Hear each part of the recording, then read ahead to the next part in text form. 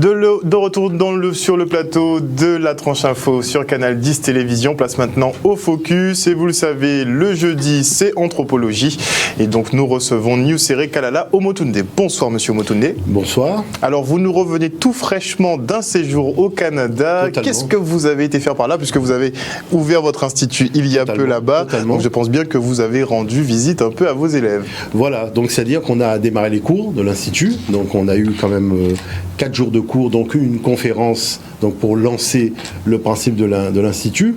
Et c'est vrai que ce qu'il y a de très particulier, c'est qu'au Canada, on vient pour apprendre, donc d'une façon générale. Mais la tendance un petit peu surprenante, c'est après de mettre son cerveau à la disposition des autres. C'est ce qu'il y a de très surprenant. C'est-à-dire on a une propension à mettre notre cerveau à la disposition des autres. Et la chose, c'est qu'un cerveau, c'est précieux. C'est mon cerveau, c'est pas le tien. Donc comme nous sommes ambassadeurs d'une région d'où nous venons, c'est aussi, moi, je dirais le langage que je tiens aux jeunes, ils doivent être des créateurs. C'est-à-dire des créateurs, des leaders, tout simplement ouvrir de nouvelles branches au niveau de l'activité économique. Nous avons aussi un certain nombre de produits que ce serait bien de pouvoir les vendre aussi au Canada. Nous avons aussi des secteurs d'activité dans lesquels nous n'avons pas à aller travailler, mais racheter des entreprises. Moi, j'ai fait des séances d'entretien avec des entreprises où j'ai montré qu'il est tout à fait possible de racheter une entreprise au Canada. Pourquoi voulons-nous toujours, on veut toujours aller travailler dans une entreprise, mais on n'a pas l'idée de vouloir racheter l'entreprise. Parce qu'à partir du moment où vous avez racheté l'entreprise, eh ben vous donnez du travail à qui vous voulez. C'est aussi simple que ça. Au lieu de se plaindre toujours, oui, on m'a pris, on m'a pas pris, mais il faut aussi avoir ce réflexe-là. Et j'ai montré que c'est quelque chose de si extraordinaire que ça. C'est juste un système de réflexion qu'il faut avoir. Vous voyez, parce que quand on parle de renaissance, la renaissance, c'est pas attendre le bon vouloir de l'autre, mais c'est tout simplement être un acteur de son développement économique et un acteur de promotion de la valeur vraiment de sa culture. Et ça, c'est important. Maintenant, on a un petit peu tendance à faire du nombrilisme. On est renfermé sur soi. On ne va pas à la rencontre de l'autre. On ne va pas découvrir l'autre. On a la chance d'être sur un lieu. Il y a des Amérindiens. Enfin, il y a vraiment beaucoup de personnes originaires de différents endroits. Mais on a un peu tendance à se fermer. Au lieu d'aller à la rencontre de l'autre, de découvrir l'autre, de prendre le temps de parler avec lui, de voir d'où il vient, quel est son parcours. Surtout qu'au Canada, on n'a pas ce climat de tension au niveau des origines ethniques, des choses. Là, on a un cadre beaucoup plus... C'est-à-dire, c'est beaucoup moins prononcé en tout cas. C'est pas du tout la même ambiance de tension qu'on a. C'est une acceptation de façade ou c'est-à-dire que, bon, naturellement, si on gratte trop, on va finir par trouver le fond de la piscine. Mais la chose, c'est que, de prime abord, l'enjeu se situe au niveau de la langue, parce qu'il y a une compétition entre les francophones et les anglophones. C'est plutôt là que se joue l'enjeu de la compétition. Maintenant, c'est vrai que le fait d'être une personne d'ascendance africaine n'est pas un obstacle à l'obtention d'un emploi, peu importe le niveau de responsabilité dans cet emploi. Moi, vous savez, depuis Paris, certains étudiants que j'avais qui avaient des diplômes vraiment très élevés, j'avais déjà pour habitude de les envoyer au Canada parce que j'avais vu qu'au Canada, il avait la possibilité d'exercer un métier à la hauteur, en fait, de ses diplômes et de sa formation.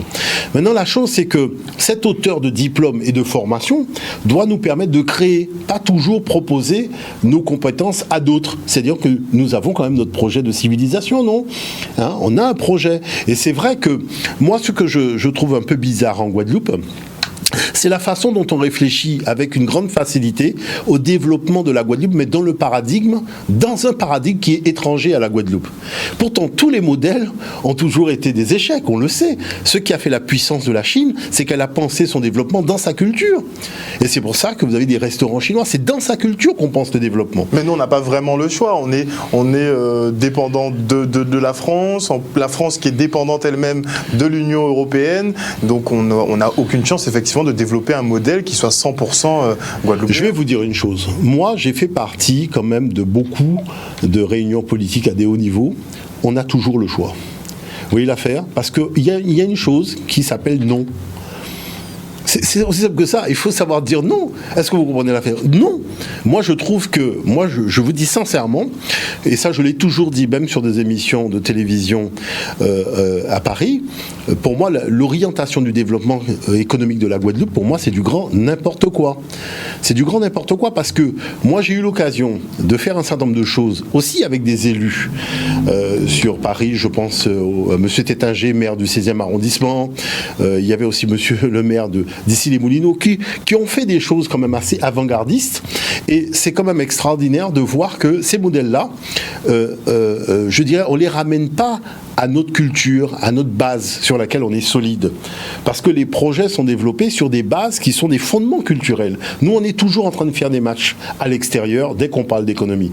Vous imaginez que nous sommes dans un pays, l'activité économique se réduit à des franchises.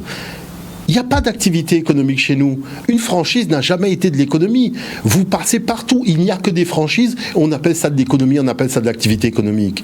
Mais il faut arrêter de raconter aux enfants des bêtises. Mais pour avoir une vision économique, il faut avoir une vision politique. Je vais vous dire une chose. Le process est toujours le même. Premièrement, il faut inventorier ces savoir-faire endogènes. Deuxièmement, il faut voir quels sont ces savoir-faire qui peuvent être transformés en mécanique, de manière à faire en sorte que par rapport à certains gisements et certaines attentes qu'ont certains, tout simplement, zones géographiques, comment les modes opératoires que nous avons mis en place peuvent répondre à certaines demandes. Nous avons beaucoup de choses. On n'a pas que ce qui est sur le sol, on a ce qui est dans l'eau, on a des algues, on a beaucoup de choses qui représentent, je dirais, une aura économique extraordinaire. Vous avez des pays où on mange des algues. Nous, on en a, on marche dessus, on fait rien avec. Vous voyez, on a Kassav, qui est un groupe mondial. Où vous entendez la musique de Kassav partout où vous baladez. On n'a rien à vendre avec Kassav. Tout le monde, les Jamaïcains. Vous vous rendez compte que les Jamaïcains vendent la Jamaïque à travers les chansons de reggae, de Bob Marley. On vend la Jamaïque, on vend beaucoup de choses derrière la Jamaïque. Vous voyez, derrière cette sonorité jamaïcaine. Moi, j'ai été, vous imaginez, au salon mondial des jingles d'attente téléphonique. La Jamaïque était là, avec tous ses titres, mais la Guadeloupe n'y était pas. Est-ce que vous voulez la faire ?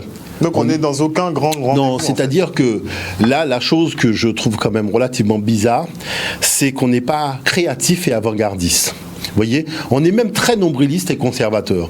On est contre la nouveauté et on a une peur bleue. On est comme finalement ces Français croutons. On a une peur bleue de la prise de risque. On a une île au milieu de l'océan. On a la chance de pouvoir développer beaucoup de choses. Et chaque fois qu'on pense développement, on pense la partie terrienne et pas au niveau de la mer. Vous voyez, il y a beaucoup de choses à faire. Il y a beaucoup d'activités. Par exemple, le tourisme en Guadeloupe, c'est aussi pour le Guadeloupéen.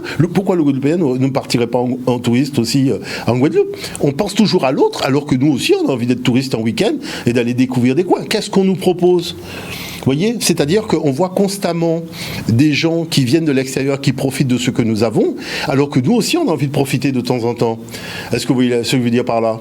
Donc c'est tout cette façon de faire les choses où on n'a pas encore créé véritablement, même sur la téléphonie mobile, il n'y a pas encore d'application qui permettent véritablement au peuple guadeloupéen de profiter de son île quand il a un moment de détente. Vous voyez, on vous emmène toujours, bon, il y a une soirée, il y a un concert, il y a ainsi, mais le plaisir de prendre plaisir, d'être quelque part, de découvrir, d'avoir un discours novateur. Vous imaginez que la Guadeloupe, la basse terre, c'est la partie volcanique qui a été formée par le feu, la grande terre, sédiments formés par l'eau. On a deux éléments qui sont des éléments contradictoires et en conflit, le feu et l'eau, qui forment l'ossature de la Guadeloupe. Quelle est l'histoire géologique de la Guadeloupe ? Est-ce que la Grande Terre a été formée avant la Basse Terre ? Est-ce que la Basse Terre a été formée après ? Toutes ces choses-là, vous voyez ce que je dis par là ? Il y a des choses quand même assez extraordinaires. Donc on sait très bien qu'on ne trouve pas de pierre volcanique en Grande Terre parce qu'il y a des raisons. Donc il y a toutes ces choses-là, il y a tout ce discours-là qu'il est intéressant, le discours de la planétologie, d'expliquer pourquoi la Guadeloupe autrefois se trouvait dans le Pacifique et que nous sommes passés entre l'Amérique du Nord et l'Amérique du Sud, puisqu'il faut savoir que le sol de la Guadeloupe est plus ancien que le sol de l'Amérique latine. Le sol de l'Amérique latine est beaucoup plus récent que le sol de la Guadeloupe. D'accord. Donc ce sont des choses quand même, que nous qui vivons là, ce sont des choses qu'on a envie de connaître, qu'on a envie de découvrir. Vous voyez, c'est pas aller... faut-il que ce soit enseigné ou qu'on l'entende quelque part ? C'est-à-dire qu'on a l'impression que la journée du patrimoine se résume finalement à aller voir ce que possédait le colon. Et si vous n'avez pas envie d'aller voir ce que possédait le colon, vous êtes assigné à résidence chez vous. C'est pas ça la journée du patrimoine, bon sang. Vous voyez ce que je dis par là ? Il y a quand même d'autres choses à montrer, il y a quand même d'autres belles choses à voir. Habitations, c'est-à-dire que moi je dis que nous avons fait preuve de beaucoup de génie en termes d'invention. Où sont ces choses ? Vous avez beaucoup de tenues de carnaval qui sont extraordinaires. Pourquoi il n'y a pas un musée où on a la possibilité d'aller voir ces tenues, de voir l'évolution des tenues ? Est-ce que vous voyez ce que je dis par là ? C'est quand même extraordinaire de voir qu'on a tout ça. Et tout ça n'est jamais jamais pris dans le cadre de la valorisation de ce que nous avons fait. C'est toujours ce que l'autre a fait. Vous voyez ce que je veux dire par là ? On a des politiques pour mettre tout ça en valeur. C'est-à-dire que, je vais vous dire une chose. Moi, il y a une chose que je ne comprends pas.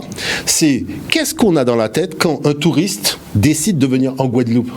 Parce que quand un touriste décide de venir en Guadeloupe, il me semble qu'il vient voir la culture des Guadeloupéens, les Guadeloupéens. Parce qu'on arrive, on a l'impression qu'on lui propose un tas de trucs qui appartiennent aux multinationales des franchises, et nous-mêmes, on est totalement absent de tout cela. On est dans le petit souvenir Made in China ou Made in je sais pas où, alors que, en fait, quand le gars a pris la décision de venir en Guadeloupe, il est d'abord venu voir les gens d'ici, parce que des plages, il y en a partout, des rivières, il y en a partout, enfin, tout ce qu'il est venu chercher, il y en a partout. Mais s'il est venu ici, c'est bien parce qu'il y a quelque chose qui l'a intéressé. La spécificité locale. Ah ben voilà, la chose, c'est que ce qui l'a intéressé n'intéresse personne. Et on vous dit qu'on fait du tourisme en Guadeloupe. Vous voyez, le gars, il arrive, il a l'aéroport, il a déjà des franchises à peine arrivées.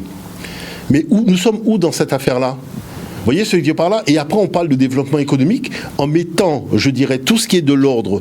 Vous savez, il n'y a pas très longtemps, j'ai sillonné les routes de la Grande Terre, il y a plein d'artistes qui se mettent en bord de route et qui font plein de belles choses, en bois, en bambou, en toutes sortes de choses.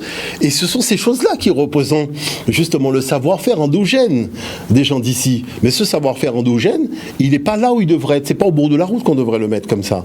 Il faudrait prendre en compte tous ces gens-là qui font des choses extraordinaires et qui le dimanche après-midi sont au bord de la route en disant voilà, je fais ci, je fais ça. Est-ce que vous voyez ce que je veux dire par là ? Il y a un certain nombre de choses, je pense, qui doivent être intégrés dans la réflexion et ne pas oublier que même une marchande de pistaches est un poste économique qui représente une histoire, qui représente une culture, qui représente une dimension. On ne peut pas raconter ça, on a des marchands au bord de la route, on fait comme si on ne les voit pas dans les discours sur l'histoire. Vous voyez ce que je veux dire par là ?